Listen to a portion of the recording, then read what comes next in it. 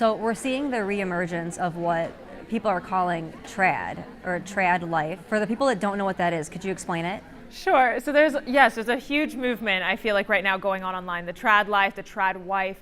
And I will say, I feel like there's a really big negative connotation to the traditional lifestyle. I don't necessarily love the trad wife movement. I do think that it can be somewhat degrading to femininity. And that's why I like our event, where our theme is this year is called Getting Back to Our Roots, and instilling those traditional values within the home and upholding our Constitution, upholding American values.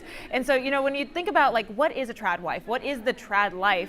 Well, all it is upholding and living a traditional life and not allowing the government to control us. We're all about not loving big government. So that is just bringing it back to the home, strong nuclear families, and continuing to create strong generations that are going to love their country and continue to fight for our freedoms and uphold our Constitution.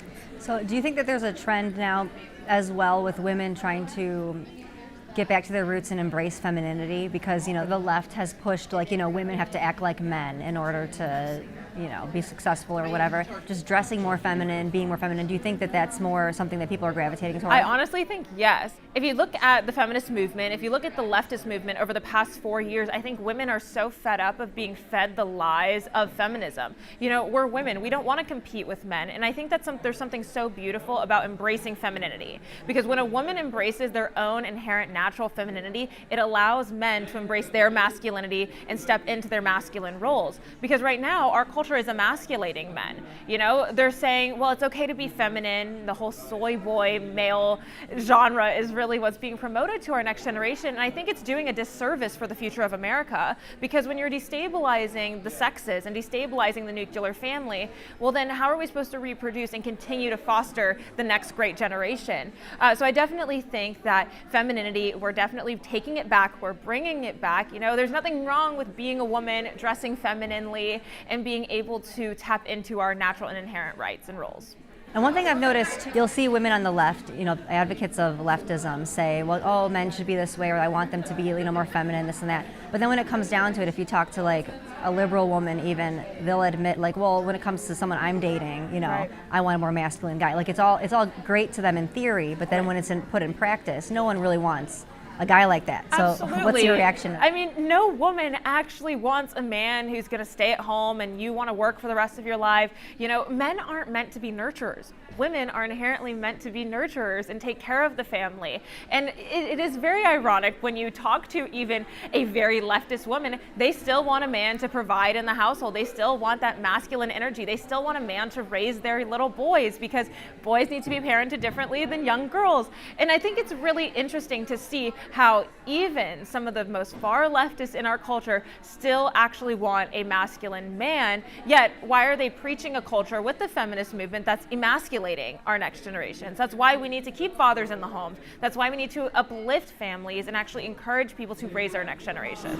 Do you think that the feminist movement has realized that it works against women, even with having men participate in women's sports and things like that? Are they starting to realize like what we've been doing is we need to go in the opposite direction if we want to actually embrace feminism, or whatever that bring back traditional values? And I think that the feminist movement isn't quite there yet. And a lot of the feminist movement has also been encapsulated as pro-woman with the pro-abortion movement. That has also kind of become a part of feminism. So has men competing in women's sports, which I will never understand. How has the transgender movement also become a pro-woman movement, when really the feminist movement, the transgender movement, the pro-abortion movement, all three of these movements have in common of that they're anti-woman.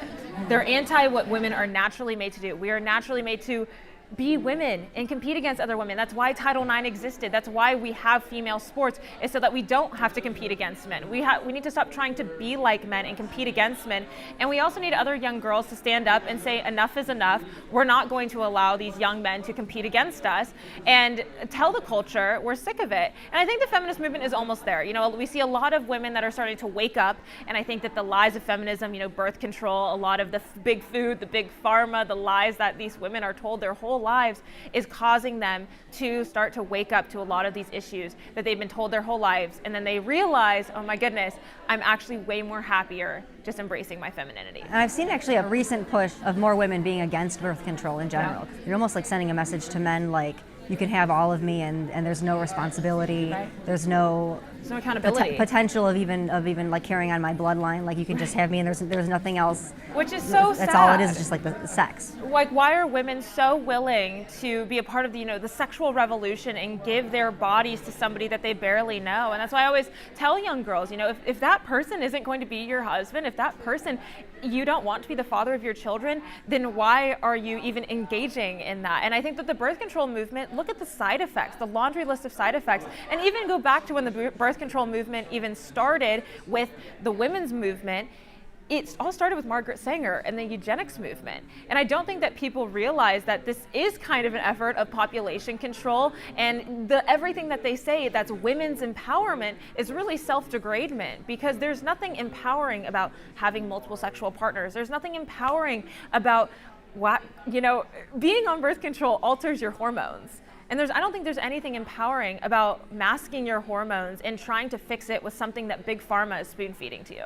We have a lot of frustrated men and women, and they're on the dating apps, and it's almost like the dating apps maybe foster this environment. What's your advice to anyone who's serious about finding someone and wants to embrace more traditional lifestyle, get back to their roots, but they're just caught up in, it's 2024, you're caught up in this dating app world. Like, what do you do? Yeah, I'm a single woman, I'm out dating, and it is so difficult. I know my mom, she looks at me and she's like, I could never date in 2024 with this generation. And I genuinely think that we need to start seeking in our church communities, in our conservative communities, mutual friends, because I don't think the dating apps work at all. I had to delete all of them, because the problem is Gen Z, we're so used to that instant gratification of getting a like, of getting a comment, getting a follow, the social media craving. And so when you take a look at dating apps, it's that same type of energy and attention that women are getting and men are getting, to where you get a swipe, you text for a little bit, you might go on a first date if it even gets there, and then it ends. And it's continuing to perpetuate the culture of hookup culture and continuing to push the sexual revolution of sleeping around with no consequences, which really isn't the case. So I really think that women and men need to really look inwards, embracing their traditional values, embracing their own femininity, and women need to allow men to be masculine, and men need to allow women to be feminine, so that we can continue to bring back those bonds. And then I have a couple questions that it veers off into politics. Okay, let's do it. So, I like politics. Yeah. What's your reaction to Trump sentencing a couple days before the RNC? What do you think is going on there?